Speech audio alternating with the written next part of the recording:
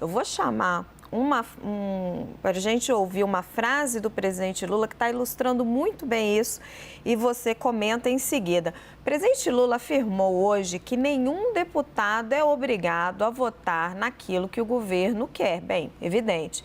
Ele comentou sobre a base governista no Congresso ao assinar uma medida provisória sobre escolas em tempo integral em Fortaleza. Vamos ver. E nós investimos.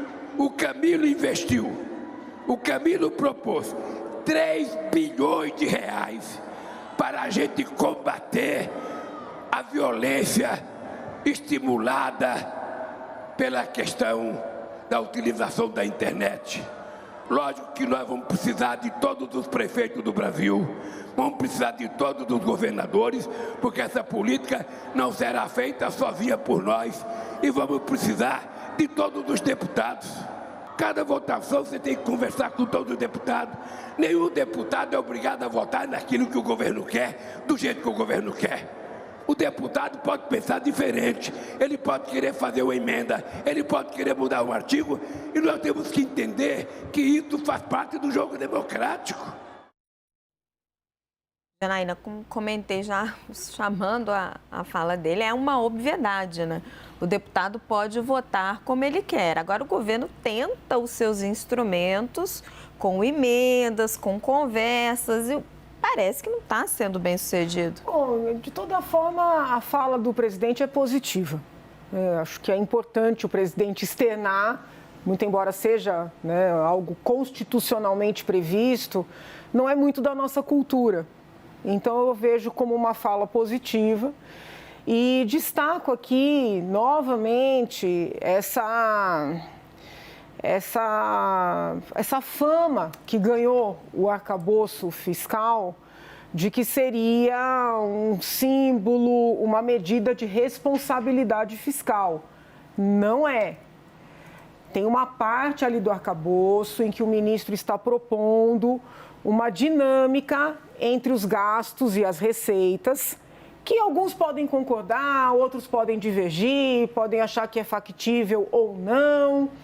Não vejo grandes problemas com esta parte do projeto, mas tem uma boa parte no projeto em que se reescreve, né? Eu estou sendo aqui delicada, na verdade, em que se aniquila com a lei de responsabilidade fiscal. Então, é justamente nesta parte que eu espero e até peço que os parlamentares exerçam este poder-dever que o presidente Lula também descreveu neste seu discurso. Quer aprovar o arcabouço? Ótimo, aprove na parte que cria essa dinâmica, mas retire a parte em que derruba a lei de responsabilidade fiscal, sobretudo para a União. Tem ali uma alteração, se eu não me engano, do artigo 9º, no artigo 9º, se eu não me engano, falando de memória, que aniquila. É justamente o artigo em que diz assim: a lei de responsabilidade fiscal, que é a lei complementar 101 de 2000, passa a valer com esta redação. A partir dali, tem que aniquilar o projeto. A parte de cima, onde está a dinâmica entre receitas e despesas, tudo bem. Deixa eu tentar resumir aqui para vocês que estão nos assistindo o que a Janaína está falando. A lei de responsabilidade fiscal, ela prevê que se as metas de superávit primário, resultado de despesas e receitas do governo, não forem cumpridas, isso pode ser considerado um crime de responsabilidade. Eventualmente pode levar até o impeachment. O governo Lula está chamando isso de criminalização e está retirando este artigo. O deputado relator, o Cláudio Cajado, disse que esse artigo não vai voltar. E as apurações que eu tenho vão no mesmo sentido. O que Arthur Lira, vários outros membros do Congresso e a equipe econômica e a equipe do ministro Padilha estão topando são outras travas. Então, por exemplo, você não acabaria, que o projeto do governo prevê acabar, com o contingenciamento, que à medida que o ano vai passando e você vê que a meta não vai ser atingida, o governo tem que começar a fechar as torneiras. Você colocaria travas como, por exemplo, não cumpriu a regra, não pode contratar servidor. Agora, isso que ela está falando de você de o governante ser eventualmente responder por crime de responsabilidade, isso aí que era o coração da lei de responsabilidade fiscal, dificilmente volta. Você quer comentar isso, Clarissa? Isso parece uma coisa que é quase um consenso entre o PT e o Congresso. Esse fantasma de poder pedir impeachment por isso, parece que ninguém quer de volta. É uma coisa que realmente já está gerando uma reação grande lá e a minha posição vai também com você. Está na mesma linha, é uma tendência nessas negociações, mas eu só queria fazer um adendo em relação à fala específica do presidente Lula.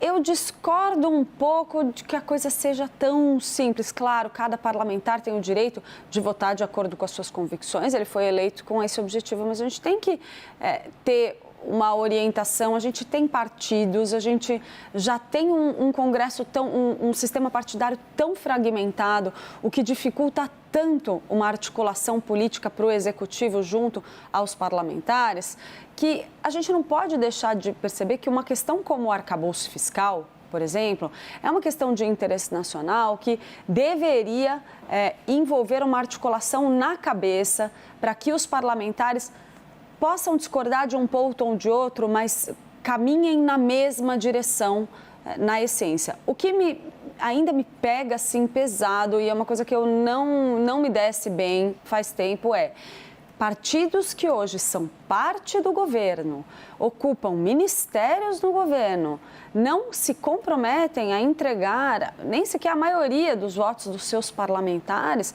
para projetos que são fundamentais para que o governo possa funcionar. Como é que você tem governabilidade com um sistema como esse? Então, os mesmos partidos que estão lá compondo o governo, sentando na esplanada dos ministérios, controlando a máquina pública e operando esse sistema, chegam ali e botam o governo na parede. Muitas vezes demandando questões pouquíssimo republicanas, por exemplo, cargos e emendas, cargos e emendas, cargos e emendas. Então, claro, cada parlamentar tem sim o direito de votar com as suas convicções, mas a gente tem que entender partidos e Congresso também como um conjunto de forças que tem que operar de acordo com a meta de uma governabilidade. Joel, colocar uma provocação da Clarissa para você. Ela disse, partidos que estão na base do governo não estão votando com o governo e estão demandando questões que podem não ser tão republicanas assim, como cargos e emendas. Por outro lado, a gente tem o PT que não sabe dividir poder. Não sabe dividir poder. Ele fica com todos os postos relevantes do governo.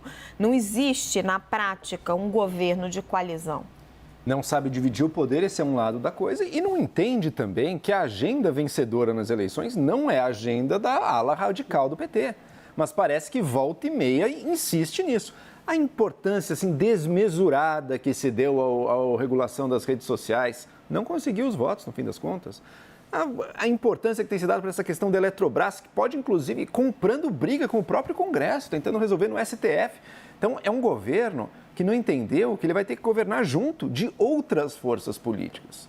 E eu acredito que, mesmo abrindo os cofres, ele vai encontrar resistências ainda. Depende da pauta. Pautas que são consenso, convergência, arcabouço fiscal.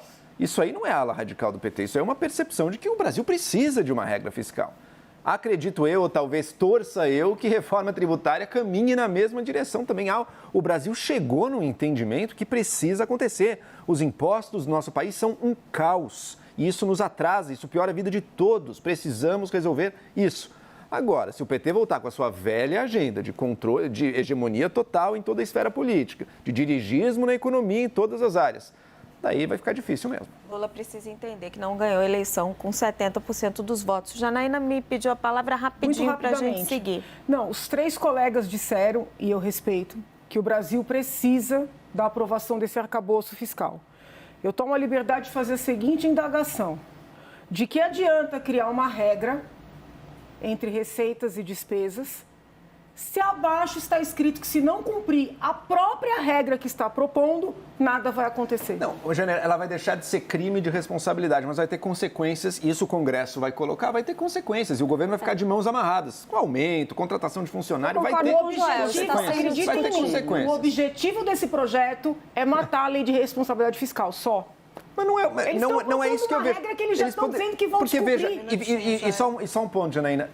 esse, na verdade, é o principal fraqueza de toda e qualquer regra fiscal, inclusive. Se chegar no momento e ficar claro que não vai cumprir, o que todos os governos fizeram quando precisaram?